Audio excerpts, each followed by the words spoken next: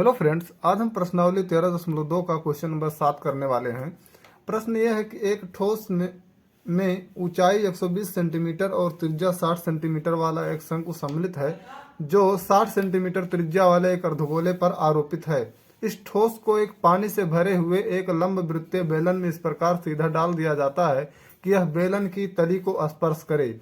यदि बेलन की त्रिज्या 60 सेंटीमीटर और ऊंचाई 180 सेंटीमीटर है तो बेलन में शेष बचे पानी का आयतन ज्ञात कीजिए। चलिए देखते हैं इस प्रश्न को कैसे करा जाए। सबसे पहले प्रश्न को एक बार फिर से पढ़ा जाए। एक ठोस में ऊंचाई 120 सेंटीमीटर और त्रिज्या 60 सेंटीमीटर वाला एक शंकु सम्मिलित है। अर्थात एक ठोस है जिसमें एक शंकु है जिसकी ऊंचाई 120 सेंटीमीटर है और जिसकी त्रिज्या 60 सेंटीमीटर है। अब ये जो शंकु है जो 60 सेंटीमीटर त्रिज्या वाले एक अर्धगोले पर आरोपित है। एक अर्धगोला है, ये देखिए अर्धगोला, जिस पर ये शंकु रखा हुआ है। ठीक, इस ठोस को एक पानी से भरे हुए एक लंबवृत्तीय बेलन में इस प्रकार सीधा डाल दिया जाता है।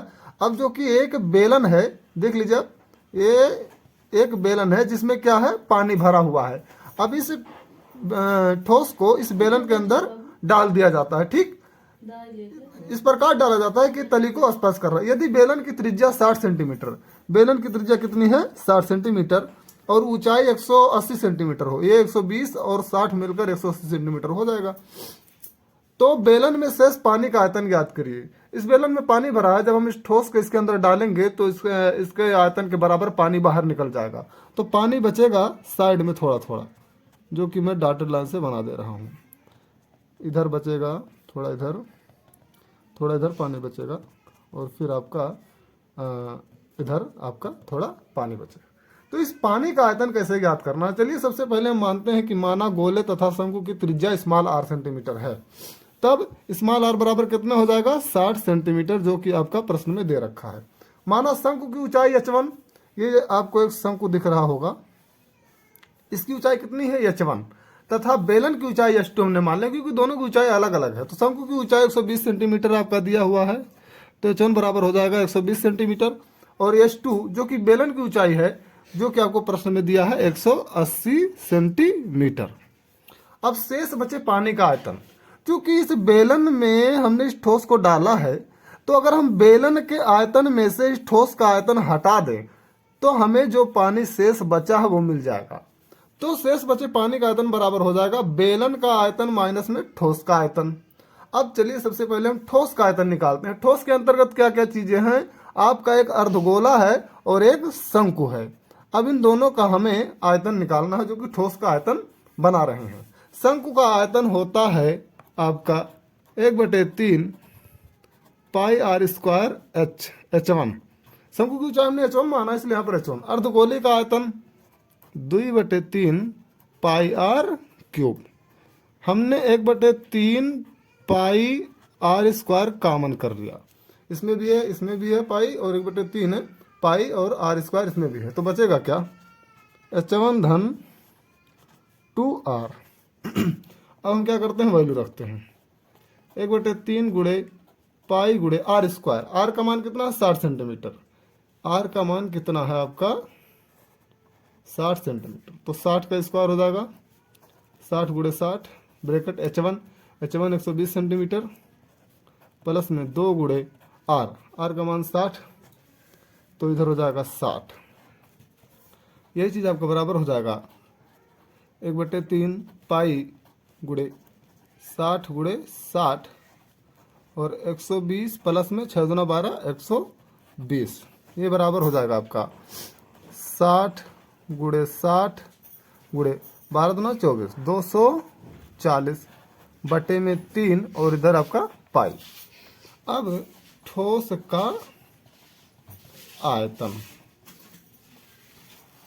ठोस का आयतन, ये चीज बराबर। अब जब हम इसको कैलकुलेट करेंगे तो ये आएगा 2,88,000 पाई, 2,88,000, और पाई आपका रखा हुआ, जो कि हमने उसका वैल्यू भी नहीं रखा है, तो उसे हम लेके चल रहे हैं पाई सेंटीमीटर क्यूब।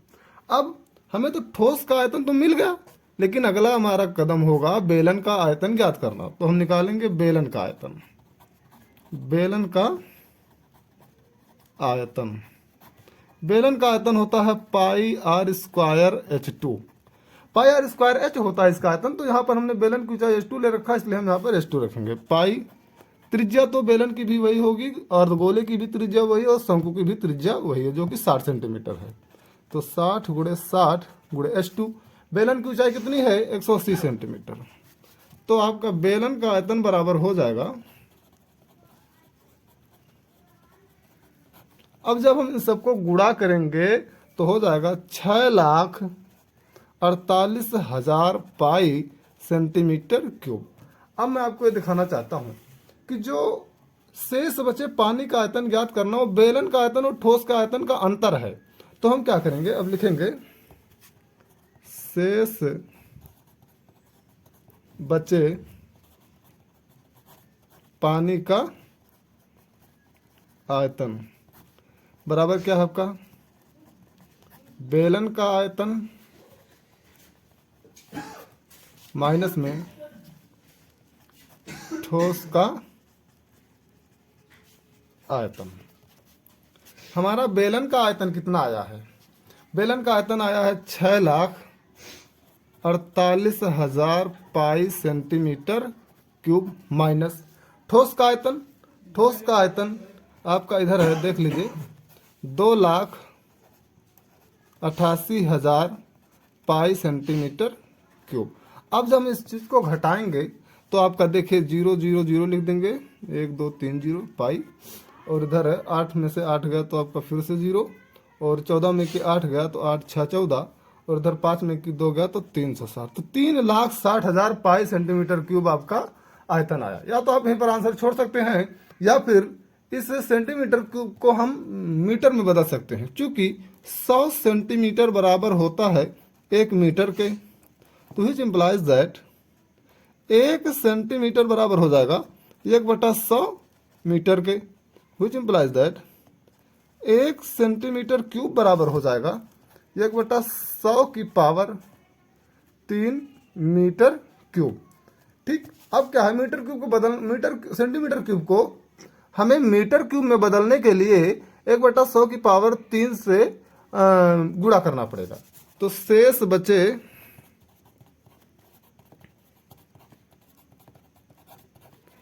पानी का आयतन बराबर हो जाएगा 3,60,000 पाई गुणे में 1/100 की पावर 3। यही चीज़ बराबर। अब हम पाई का मान रखने वाले हैं, 3,60,000 गुणे पाई का मान हो जाएगा 22/7, और गुणे में 1/100 की पावर 3। तो ये हो जाएगा 1 2 3 4 5 और 6 शून्य हो जाएगा। तो 4 शून्य से आपका ये 4 शून्य कट गया, ये चीज़ बराबर हो जाएगा 36 गुणे 22/700 मीटर क्यूब। अब जब हम इसको हल करेंगे तो आपका आंसर आ जाएगा 1.131 मीटर क्यूब आंसर।